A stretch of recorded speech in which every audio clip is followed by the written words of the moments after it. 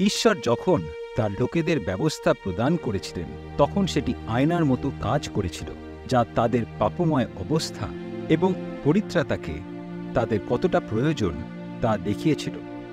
তিনি না আসা পর্যন্ত ঈশ্বর তাদের পাপের প্রায়শ্চিত্তের জন্য একটি উপায় প্রদান করেছিলেন, এমন একটি উপায় যার দ্বারা ঈশ্বরের দণ্ড তাদের উপর থেকে সরিয়ে নেওয়া হবে, যতদিন না পরিত্রাতা তাদের পাপ সমস্যার চিরস্থায়ী সমাধান করছেন। বহু বছর ধরে ঈশ্বর তার লোকদের আসন্ন পরিত্রাতা সম্পর্কে শত শত ভবিষ্যৎবাণী দিয়েছেন। এই ভবিষ্যৎবাণীগুলি ঈশ্বরের বাক্যে লিপিবদ্ধ করা আছে।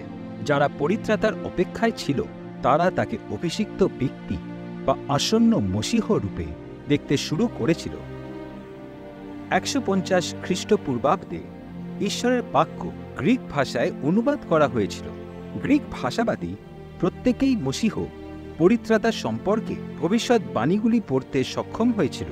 রোমান সাম্রাজ্য যখন পরিচিত বিশ্বকে একই সরকারের অধীনে আনার চেষ্টা করছিল, তখন তারা একটি ভাষাকেই সংযোগকারী ভাষা হিসেবে মান্যতা দিয়েছিল, এবং সেটি ছিল গ্রিক। তারা রাস্তা নির্মাণ এবং সমুদ্রপথ স্থাপন করেছিল, যা সমগ্র সভ্য বিশ্বকে সংযুক্ত করেছিল। অগণিত লোকেরা এখন পরস্পর সংযুক্ত এবং একটি ভাষাতে কথা বলা সত্ত্বেও সংবাদ এত দ্রুত ছড়ায়নি। এরপর যা ঘটবে তা সমগ্র সাম্রাজ্যে দাবানলের মতো ছড়িয়ে পড়বে এবং জগৎকে চিরতরে বদলে দেবে। ঘটনাগুলি 4টি ভিন্ন পুস্তকে প্রত্যক্ষদর্শীদের দ্বারা যত্ন সহকারে নথিভুক্ত করা হয়েছে। এই 4টি বই ইউয়ানগেলিয়ন নামে পরিচিত, যার গ্রিক অর্থ গসপেল বা সুসমাচার, এবং এই বার্তাটি তারা বহন করে নিয়ে যান।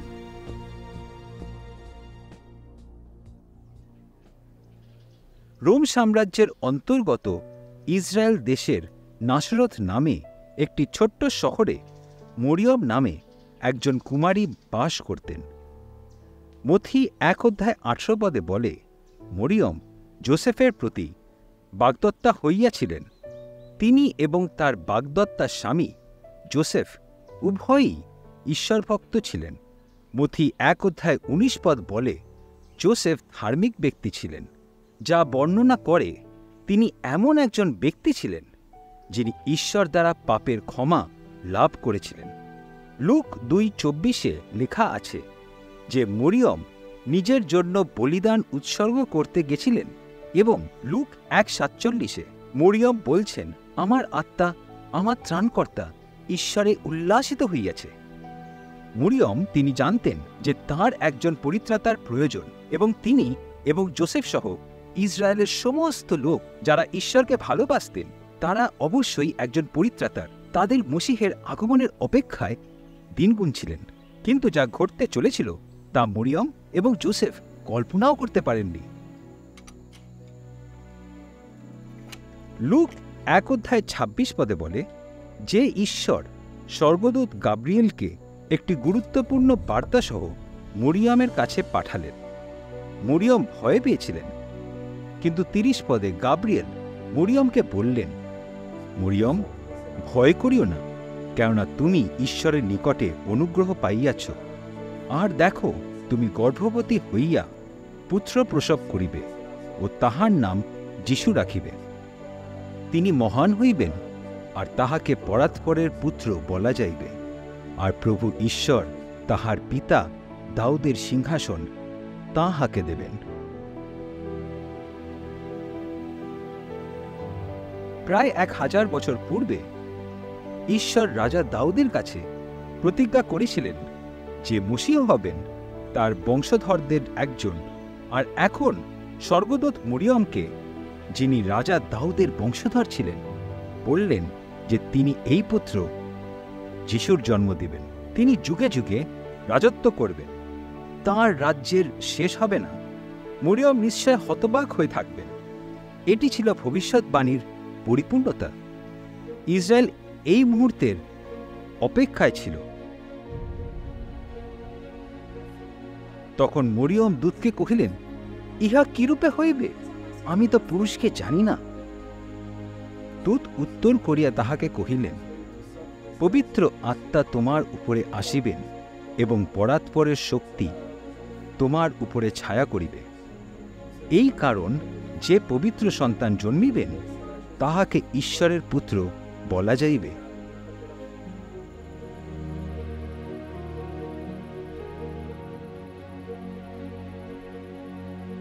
তখন মরিয়ম কহিলেন, দেখুন, আমি প্রভুর দাসী, আপনার বাক্যানুসারে আমার প্রতি ঘটুক। পরে দূত তাহার নিকট হইতে প্রস্থান করিলেন। একজন কুমারী মেয়েকে, যিনি মসীহের মা হবেন, যিনি কোনো পুরুষের সঙ্গে সহবাস করেননি, বেছে নেওয়ার দ্বারা ঈশ্বর পরিত্রাতা সম্পর্কে আদব এবং হবার কাছে করা তার প্রথম প্রতিজ্ঞা পূরণ করেছিলেন। আদিপুস্তক 3 অধ্যায় 15 পদে ঈশ্বর প্রতিজ্ঞা করেছিলেন যে একদিন এক পুত্র জন্ম নেবেন যার কোনো মানবিক বাবা মা থাকবে না, এবং তিনি শয়তানকে পরাজিত করবেন এবং মানব জাতিকে মুক্ত করবেন। মথি নথিবদ্ধ করলেন এই সকল ঘটিল যেন ভাববাদী দ্বারা কথিত প্রভুর এই বাক্য পূর্ণ হয়, দেখো, সেই কন্যা গর্ভবতী হইবে এবং পুত্র প্রসব করিবে, আর তাহার নাম রাখা যাইবে ইম্মানুয়েল। অনুবাদ করিলে ইহার অর্থ আমাদের সহিত ঈশ্বর। মরিয়ম নিশ্চয়ই মসীহকে গর্ভে ধারণ করে সম্মানিত বোধ করেছিলেন, কিন্তু এটি সহজ ছিল না। সেই সময় ইসরায়েলে একজন অবিবাহিত মহিলা গর্ভবতী হলে তাকে জনসাধারণের লজ্জা, প্রত্যাখ্যান, এমনকি সম্ভাব্য মৃত্যুর সম্মুখীন হতে হতো। নাসরত শহরে নিশ্চয়ই সবাই গর্ভবতী মরিয়মকে নিয়ে বলাবলি করছিল। যোসেফ বিভ্রান্ত মনে করলেন তাকে ঠকানো হয়েছে। যোসেফ জানতেন যে তিনি মরিয়মের সঙ্গে কখনো সহবাস করেননি, তাই সন্তানটি তার নয়।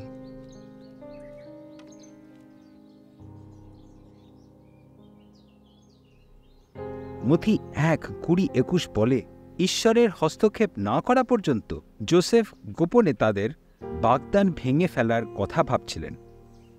তিনি এই সকল ভাবিতেছেন, এমন সময় দেখো, প্রভুর এক দূত স্বপ্নে তাহাকে দর্শন দিয়া কহিলেন, যোসেফ, দাউদ সন্তান, তোমার স্ত্রী মরিয়মকে গ্রহণ করিতে ভয় করিও না, কেননা তাহার গর্ভে যাহা জন্মিয়াছে তাহা পবিত্র আত্মা হইতে হইয়াছে, আর তিনি পুত্র প্রসব করিবেন, এবং তুমি তাহার নাম যীশু, ত্রাণকর্তা রাখিবে, কারণ তিনি আপন প্রজাদিগকে তাহাদের পাপ হইতে ত্রাণ করিবেন।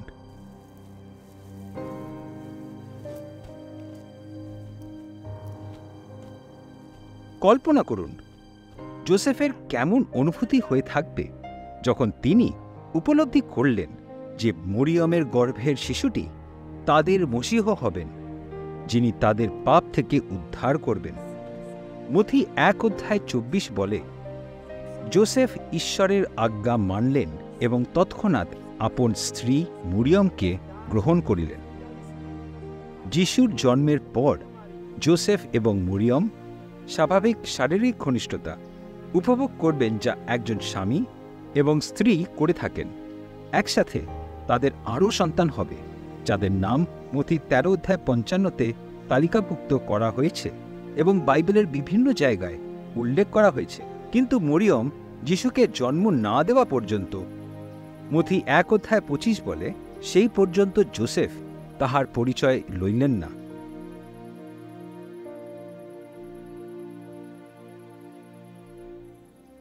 মরিয়ম ও যোসেফ বিয়ের পর আরও অপ্রত্যাশিত সংবাদ পেলেন। লুক 2:1 বলে, সেই সময় এই আদেশ বাহির হইল যে সমুদয় পৃথিবীর লোক নাম লিখিয়া দিবে। শাসনকর্তার আদেশের ফলে সকলের নাম লিখিয়া দিবার নিমিত্তে আপন আপন নগরে গমন করিল। আর যোসেফও গালিলের নাসরত নগর হইতে যিহুদা বৈতলেহেম নামক দাউদের নগরে গেলেন, কারণ তিনি দাউদের কুল ও গোষ্ঠীজাত ছিলেন।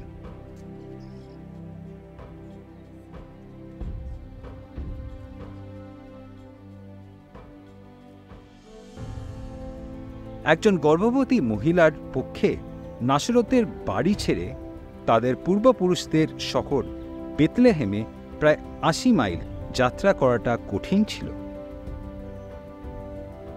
কিন্তু এই সব কিছুই ঈশ্বরীয় পরিকল্পনা ছিল। ৬০০ বছর আগে ঈশ্বর মিখার দ্বারা একটি ভবিষ্যৎবাণী করেছিলেন, যেখানে তিনি বলেছিলেন যে বেতলেহেম শহরে মসীহের জন্ম হবে। তাহারা সেই স্থানে আছেন এমন সময় মরিয়মের প্রসবকাল সম্পূর্ণ হইল। যদিও মরিয়ম ও জোসেফ স্থানীয় পান্থশালায় জায়গা পেলেন না, প্রতিজ্ঞাত মসীহ জন্মগ্রহণ করতে চলেছেন, তবুও অন্যান্য বিষয়ে জগৎ এতটাই ব্যস্ত ছিল যে তারা সেটি লক্ষ্য করেনি।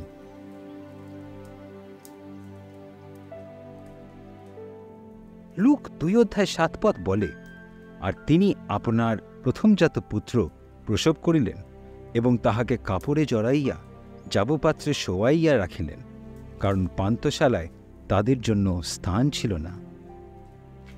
যে রাজা চিরকালের জন্য রাজত্ব করবেন, তাকে রাজপ্রাসাদের পরিবর্তে একটি জাবপাত্রে শুইয়ে রাখা হয়েছে। তিনি এমনভাবে এলেন যা কেউ কোনোদিন আশাও করেনি। রাতের নীরবতায়, সাধারণ লোকের যত্নে, নম্রতম পরিবেশে। ওই অঞ্চলে মেষপালকেরা মাঠে অবস্থিত করিতেছিল এবং রাত্রিকালে আপন আপন পাল চৌকি দিতেছিল। সম্ভবত এই মেষগুলিকেই বলির জন্য ব্যবহার করা হতো।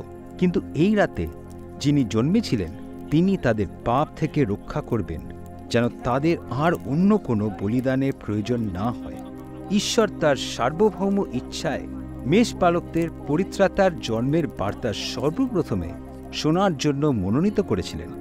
লূক 9:9-11 বলে, আর প্রভুর এক দূত তাহাদের নিকটে আসিয়া দাঁড়াইলেন এবং প্রভুর প্রতাপ তাহাদের চারিদিকে দেদীপ্যমান হইল। তাহাতে তাহারা অতিশয় ভীত হইল। তখন দূত তাহাদিগকে কহিলেন, ভয় করিও না, কেননা দেখো, আমি তোমাদিগকে মহানন্দের সুসমাচার জানাইতেছি। সেই আনন্দ সমুদয় লোকেরই হইবে, কারণ অদ্য দাউদের নগরে তোমাদের জন্য ত্রাণকর্তা জন্মিয়াছেন, তিনি খ্রিস্ট প্রভু। খ্রিস্ট হল গ্রিক শব্দে মসীহ। তাই আপনি কি কল্পনা করতে পারেন যে খ্রিস্ট মসীহের জন্ম হয়েছে শুনে মেষপালকেরা কতটাই না উত্তেজিত হয়েছিল? তিনি এসেছিলেন এবং স্বর্গদূত বলেছিলেন যে এই সুসমাচারটি সকলের জন্য ছিল। যিশুর সমস্ত মানবজাতির পরিত্রাতা হতে এসেছিলেন। দূতগণ তাহাদের নিকট হইতে স্বর্গে চলিয়া গেলে পর মেষপালকেরা পরস্পর কহিল, চলো আমরা একবার বেতলেহেম পর্যন্ত যাই এবং এই যে ব্যাপার প্রভু আমাদিগকে জানাইলেন তাহা গিয়া দেখি। পরে তাহারা শীঘ্র গমন করিয়া মরিয়ম ও জোসেফ এবং সেই জাবপাত্রে শয়ানো শিশুটিকে দেখিতে পাইল। এটি কোনো সাধারণ শিশু ছিল না। বাইবেল স্পষ্টরূপে শিক্ষা দেয় যিশু হলেন ঈশ্বর। ফিলিপিও 2:6-7 যিশু সম্পর্কে বলে, ঈশ্বরের স্বরূপ বিশিষ্ট থাকিতে তিনি ঈশ্বরের সহিত সমান থাকা ধরিয়া লইবার বিষয়ে জ্ঞান করিলেন না, কিন্তু আপনাকে শূন্য করিলেন, দাসের রূপ ধারণ করিলেন, মনুষ্যদের সাদৃশ্যে জন্মিলেন। যিশু ঈশ্বর, কিন্তু মসীহ হওয়ার জন্য দাস হলেন। তিনি মানসরূপে এই পৃথিবীতে এলেন।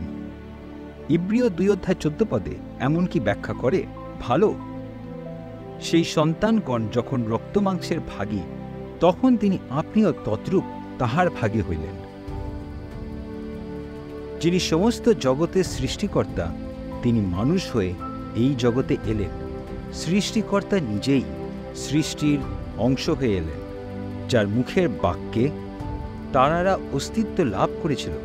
তিনি মানুষ হয়ে পৃথিবীতে এলেন এবং জাপ পাত্রে শুয়ে রইলেন।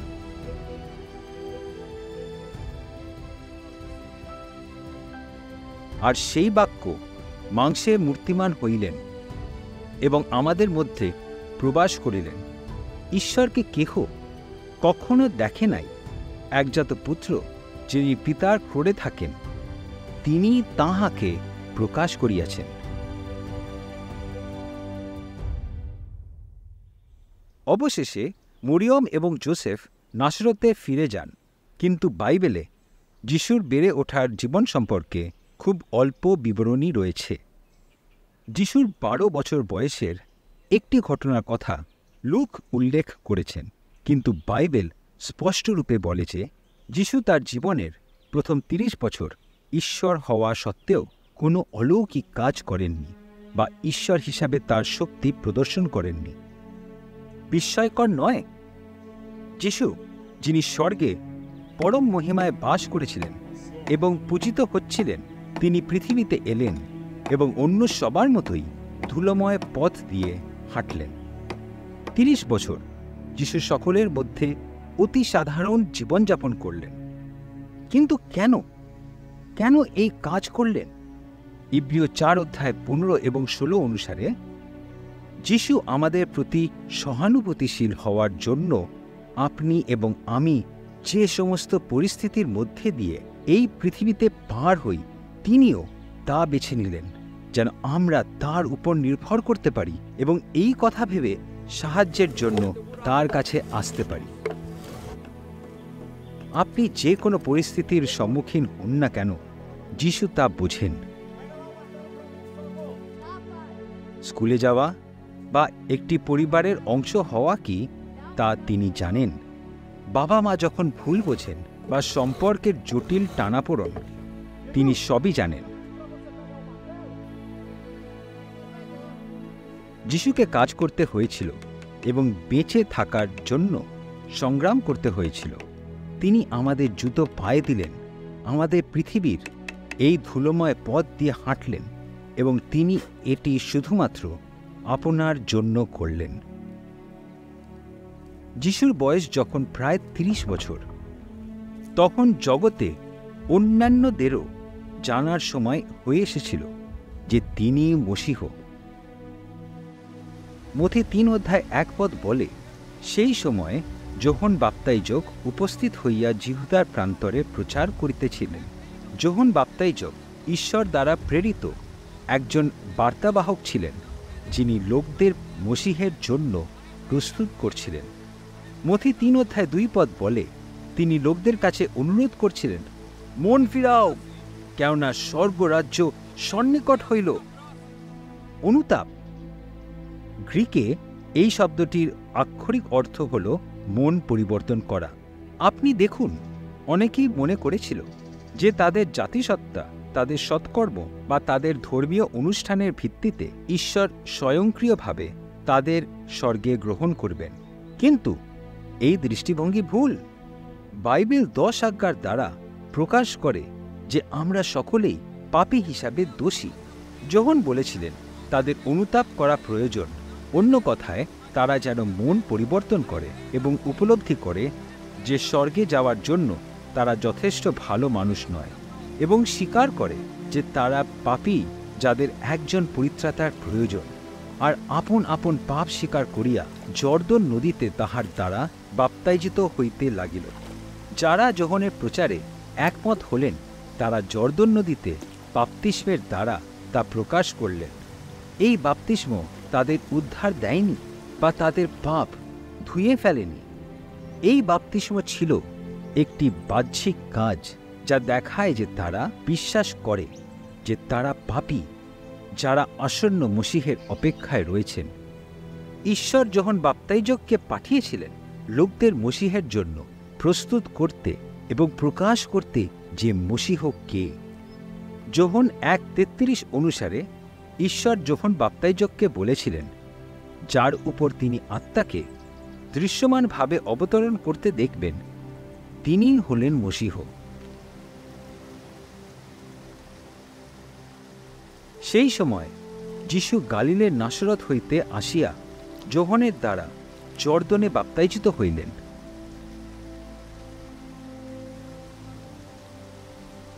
যিশু যোহনের কাছে বাপ্তিস্ম নিতে এলেন এই কারণে নয় যে তিনি পাপী ছিলেন, কিন্তু যোহন যেন তাকে চিনতে পারেন যে তিনি মসীহ।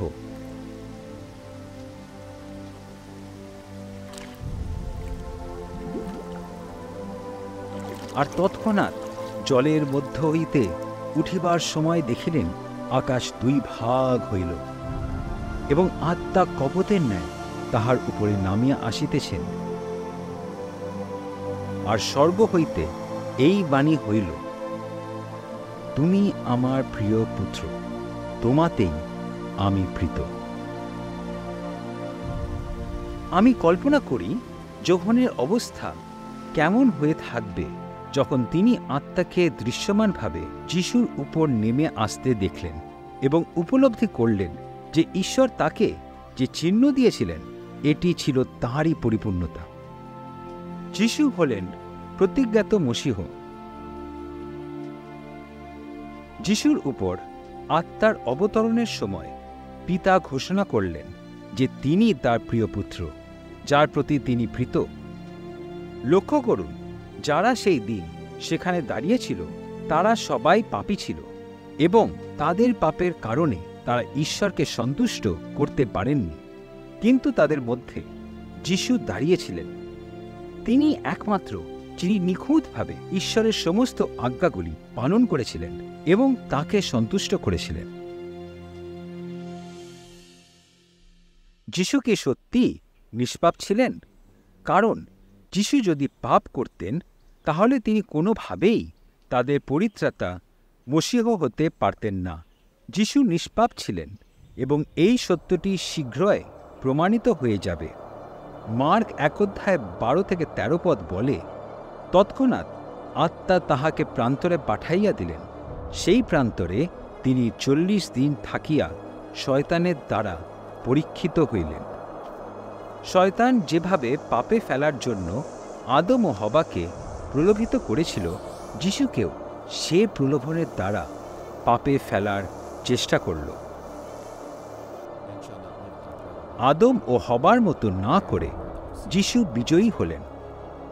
যিশু শয়তানের প্রলোভনে পড়েননি, যিশু পাপ করেননি।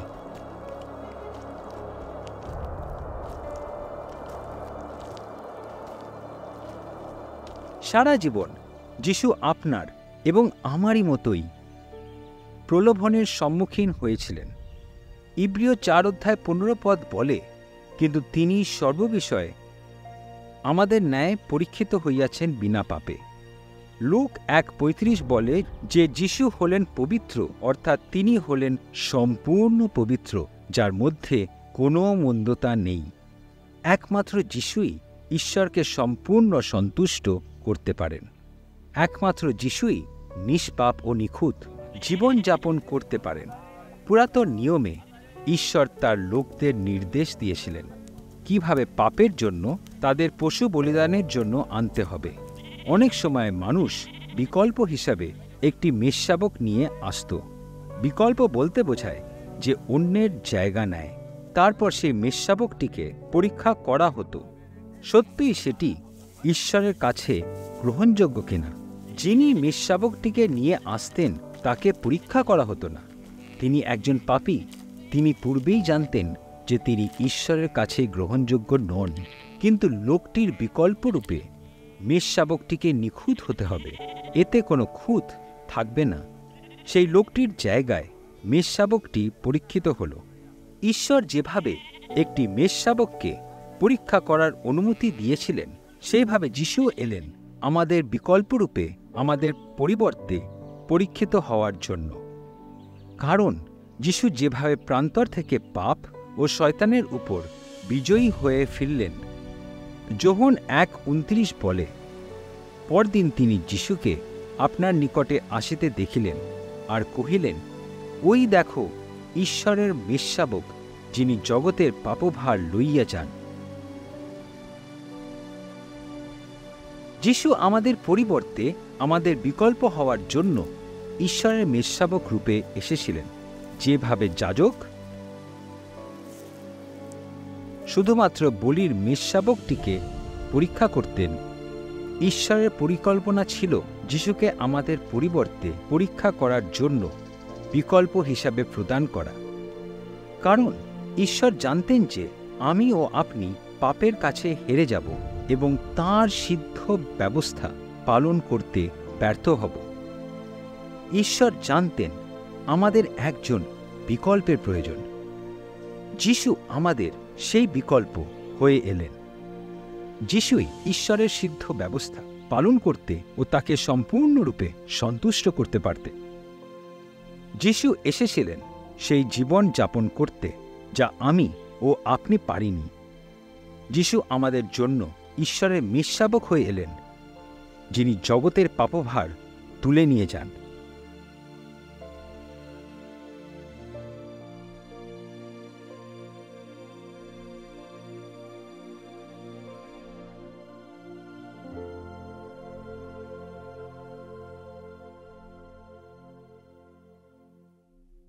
যখন ঈশ্বর একজন কুমারীর কাছে ঘোষণা করার জন্য একজন স্বর্গদূতকে পাঠালেন যে তিনি মসীহের জন্ম দেবেন, এটি ছিল আদম ও হওয়াকে দেওয়া প্রথম প্রতিজ্ঞার পরিপূর্ণতা।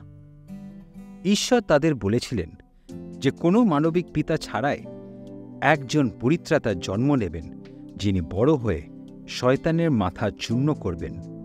যিশু হলেন সেই প্রতিজ্ঞাত পরিত্রাতা, যার সম্পর্কে সমস্ত ভাববাদী লিখেছিলেন এবং লোকেরা এত বছর ধরে অপেক্ষা করেছিলেন। তিনি আপনার পরিত্রাতা।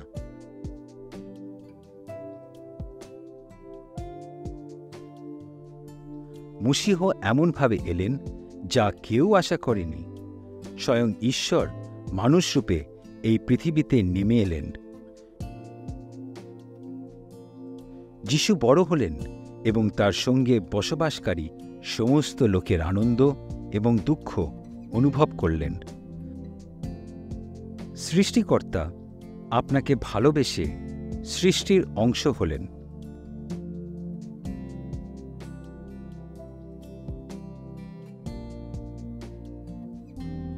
পিতা ঈশ্বর ঘোষণা করলেন যে যিশু হলেন তাঁর প্রিয় পুত্র, যার প্রতি তিনি সম্পূর্ণরূপে প্রীত।